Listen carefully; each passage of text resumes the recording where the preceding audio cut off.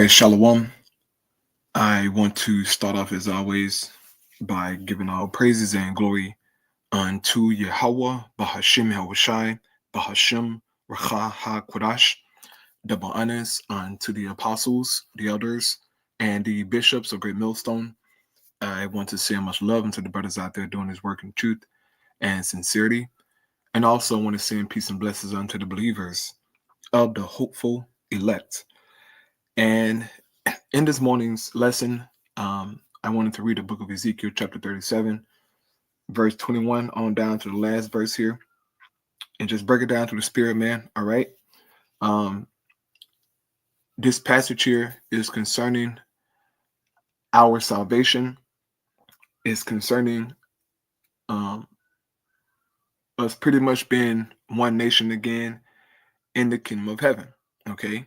Now, this whole chapter, pretty much is going to the reviving of the children of Israel, starting at verse 1 with the dry bones being awoken, right, coming back together. Okay, and we are witnessing it right now.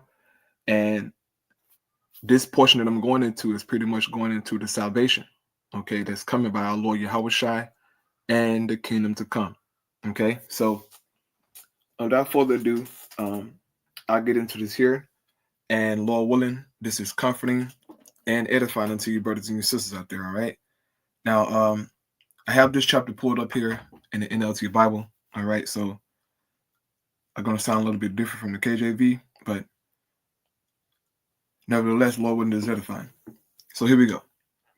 This is Ezekiel chapter 37, verse 21. It says, "And give them this message from the sovereign Lord Yahweh. I will gather the people of Israel from among the nations. I will bring them home to their own land from the places where they have been scattered." So this is a message from the Most High, and this is pretty much his promise, okay, that he's going to gather the people of Israel, all right, in particular the elect, from among the nations, okay? And we know according to the curses that one of the curses would be the children of Israel being scattered amongst all the nations from one end of heaven unto the other end, okay? And that happened, all right? That happened, man. And now the Lord is gathering his people, okay, first and foremost by way of the gospel, right? But Yahushua is coming to do the physical gathering of Israel, the elect that is, from amongst all the nations, okay? And it says that I will bring them home to their own land. And bro, this is something, man, okay? This is something that we're all yearning for, okay? Is to go home to our own land, bro, all right? As of right now, we don't got our land.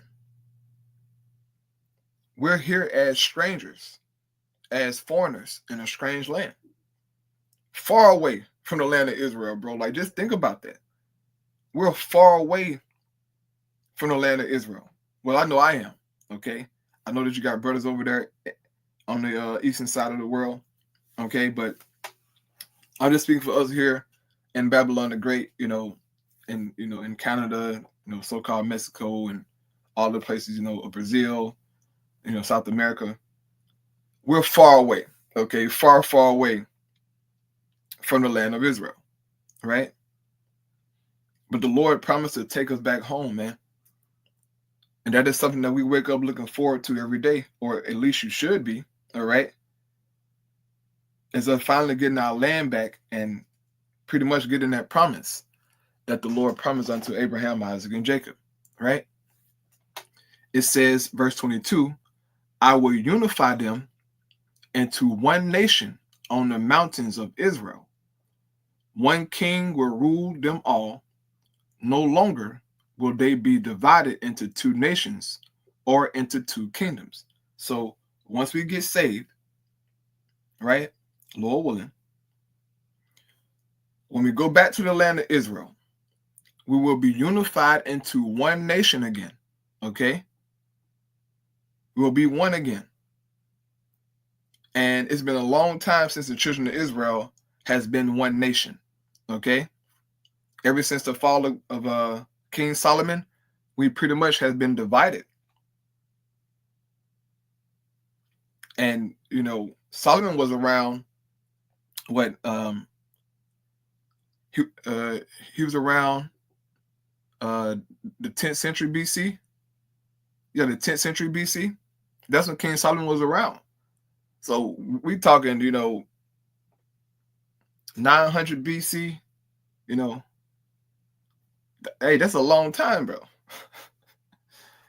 Okay, so if you're kind of from, let's say, 900 BC up until now, we're talking damn near 3,000 years. Okay, from the time of Solomon's fall until now, that's about 3,000 years, man, since Israel has been divided as a nation. Okay, that's a long time. But in the kingdom, right, the Most High is promising here in the scriptures that we're going to be unified again and not divided into two nations or two kingdoms, right? Verse 23 says, they will never again pollute themselves with their idols and vile images and rebellion, for I will save them from their sinful backsliding. I will cleanse them. Then they will truly be my people, and I will be their God. So, in other words, the Lord is going to change us, man. All right? He's going to change our minds, change our bodies, change everything about us, so that Jake won't go off into serving idols again, or to be rebellious, okay, which is a common thing amongst our people, man, is to rebel against the Most High and his word, okay? But the Lord said, I'm going to save you from your sinful backsliding. How he's going to do that? By way of the new covenant, right? He says, I will cleanse them. And we all need to be clean, bro, okay? And for us in the faith, we're going through a cleansing right now, right? By way of the word. But we still need to be changed from these bodies, okay? These bodies are subject unto death, unto sin, all the vile things.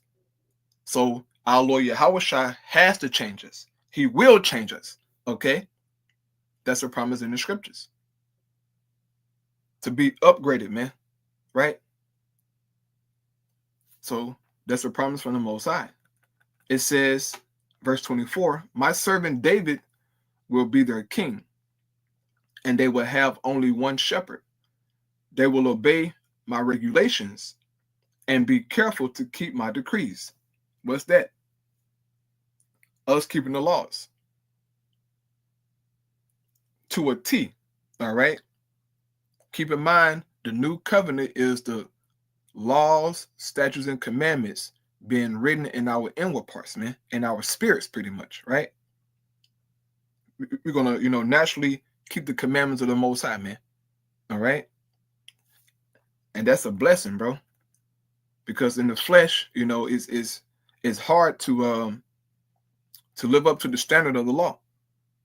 Okay, it's impossible, pretty much, damn near, to do that. But this is why we have Yahushua, all right, as a comforter, man, to pretty much make up for our shortcomings. Okay, his life is attributed unto us because he was perfect, all right, and us putting our faith in him makes us perfect, because he's that sacrifice, all right. So reading on, it says, verse 25, they will live in the land I gave my servant Jacob, the land where their ancestors live. That's the land of Israel, bro. And hey, that's something that me personally, I look forward to, bro. I'm sure your brothers and sisters do too. But going back to our land, bro, getting the hell out of Babylon the Great and getting our own land, bro. Like, bro, I'm just trying to imagine the feeling of, hey, look, this is your portion of land. These are your valleys. These are your streams. your mountains, okay, your wells. This is yours. I just trying to picture that, these are your cattle, and livestock, your women, your children. All of this is yours, okay? Don't have to pay no damn, land taxes, go through Esau system. All of this BS, man. This is BS, bro. This devil, bro. All right? And none of them gonna be in the kingdom, bro. Brothers don't have to worry about no crap like that, bro. Okay? Your land gonna be your land for eternity, man.